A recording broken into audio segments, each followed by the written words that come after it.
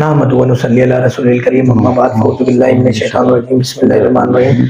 पिछली वीडियो मैंने बनाई, उस पर मैंने कहा था ये हमारी आज की आखिरी वीडियो है, मगर उसके बाद अरशद भाई तशरीफ ले आए जो कि सऊदी अरब में होते हैं और इन्होंने 5 दफ़ा दवा ली थी। मुझे तो ये याद भी नहीं है, मगर अल्हम्दुलिल्लाह इनकी शुगर ख़त्म हो गई थी 5 दफ़ा में। और बाकी डिटेल में इनको अपनी याद होगी। हमारे पास तो बहुत सारे पेशेंट आते हैं। इनका नाम अरशद है, नॉर्थ कराची में रहते थे। 8 वीडियो बनाई है इसके, फोकस कीजिएगा। 8 अप्रैल को फर्स्ट टाइम ये हमारे पास आए थे। उसके बाद जो इन्होंने 4 विजिट किए थे वो मौजूद है। इनकी पूरी डिटेल यहाँ शुगर की मौजूद है। आज भी तकरीबन इनको आए हुए हमारे पास 3 महीने बाद ये आए, 31 अगस्त है। और रैंडम इनकी बगैर किसी अंग्रेजी दवा के कंट्रोल शुगर 249 है, 250 नॉर्मल होती है, मगर कुछ कॉम्प्लिकेशंस लेकर आए। एक मसला हो गया, क्योंकि वो मसला भी अंग्रेजी दवा की वजह से हुआ कि इन्होंने जब अपना यूरिया क्रिएटिनिन चेक करवाया है तो 5.5 आया है, तो उसमें इनको पैरों की सूजन और चीजें हुई। तो हम शुरू से लेके चलते हैं कि इनको शुगर थी, 20 साल से शुगर थी, इंसुलिन लगवाते थे। कहां से कहानी शुरू हुई, 20 साल की कहानी इनकी जुबानी सुनते हैं। डिटेल में बताइएगा, वेरी फर्स्ट डे कब शुगर का पता चला, क्या क्या इलाज हुए, कहाँ कहाँ घूमे फिरे, क्या क्या पूरी डिटेल बताइए। 20 साल पहले शुगर हुई, फर्स्ट टाइम शुगर 350 आई थी मेरी। अल्लाह। अच्छा, उसके बाद फिर वो गैट्रियल और पता कौन कौन सी टैबलेट्स डॉक्टर्स ने मुझे इस्तेमाल करवाई। उसके बाद फिर मुझे खींच के लिया है इंसुलिन के ऊपर कि जी इंसुलिन आखिरी इलाज है।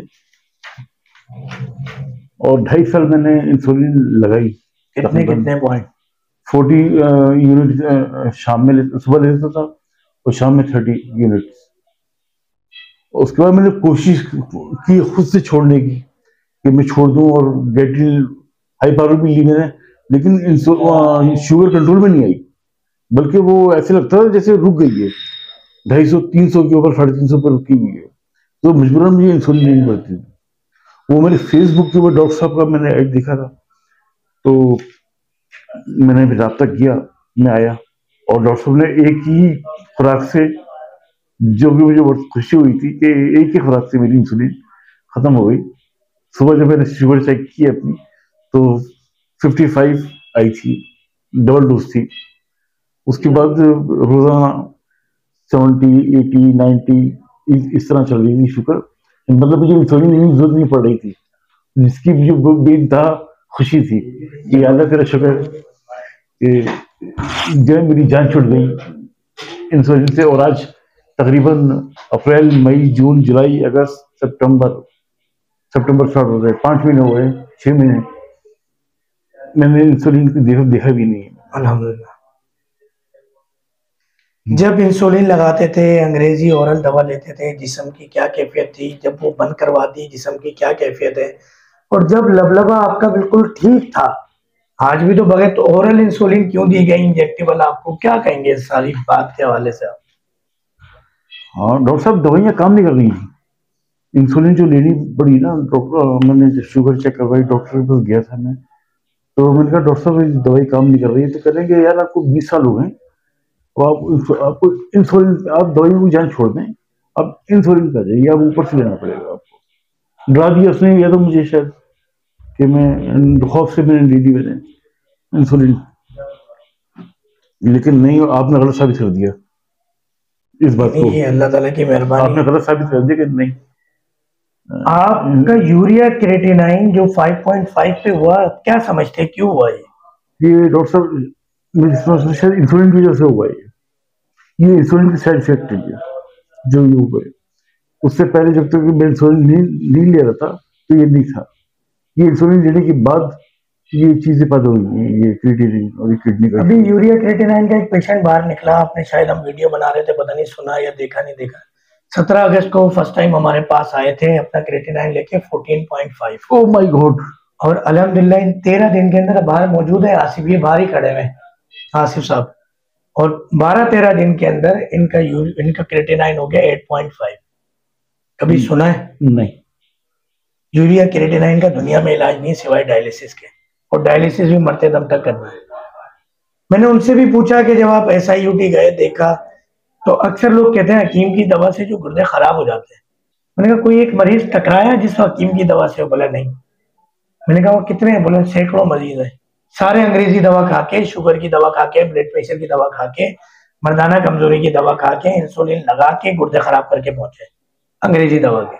ये अंग्रेजी दवाई के साइड इफेक्ट हैं।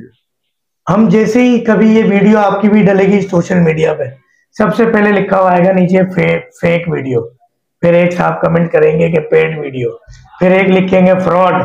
फालतू लोग बहुत हैं डॉक्टर साहब, जिन्होंने ना देखा, ना सुना, ना समझा, ना आजमाया। आजमाइश करते। आप क्या कहेंगे ऐसे लोगों के बारे में भी कि वो नबी करीम सल्लल्लाहु अलैहि वसल्लम की उस हदीस को क्यों नहीं मानने को तैयार है कि कोई भी मर्द जब दुनिया में उतारा जाता है उससे पहले उसका इलाज उतारा जाता है। बिल्कुल, इसमें कोई शक नहीं, बेशक। क्या अल्लाह जालिम हो सकता है नहीं कि अपने बंदे को बीमारी में डाल के वो शिफा भी ना दे? सवाल ही पैदा नहीं होता। आपकी हमारी तहकीक में, नियत में, सोच में फर्क है ना। हमने मायूसी बना ली कि भाई फायदा ही नहीं होगा, मरते दम तक डायलिसिस होंगे, मरते दम तक इंसुलिन लगेगी। तो फिर अल्लाह जब देख रहा है कि ये मुझसे मांग ही नहीं रहा शिफा, ये इसका जहन ही तैयार है, क्यों? क्योंकि दवाएं जिंदगी भर खा के फार्मास्यूटिकल कंपनी इसको अरबों डॉलर की पर डे की इसने बिजनेस देने की ठान ली है। मैं क्या करूं? अल्लाह से मांगोगे तो देगा ना, बच्चा रोएगा तो माँ दूध पिलाएगी। हमने तो जहन बना लिया, बल्कि कोई इलाज करने हमारे पास आता है तो उसके खानदान वाले पीछे लग जाते हैं, तो फ्रॉड है, ऐसा कोई इलाज ही नहीं हुआ। तो अमेरिका से बड़े डॉक्टर आ गए, लंदन से बड़े डॉक्टर आ गए, इनको तो अमेरिका होना चाहिए था, इनको तो वहां पे करोड़ों डॉलर कमाने चाहिए थे। ये सब बातें करके हमें डिमोरलाइज किया जाता है। तो आप सऊदीया में कहाँ रहते हैं? मैं मक्के में था। तो जब मैं 2-3 दफा आया हूँ पिछले ग्रुप में, तो आप मिलने क्यों नहीं आए? हाँ यार, ये आपने जो है ना वो किया है, हमारी मेहमान नवाजी नहीं किया, अल्लाह के करना। अल्लाह ने दोबारा भेज दिया आपको हमारे पास। जी, ये है, मजाक कर रहा हूँ।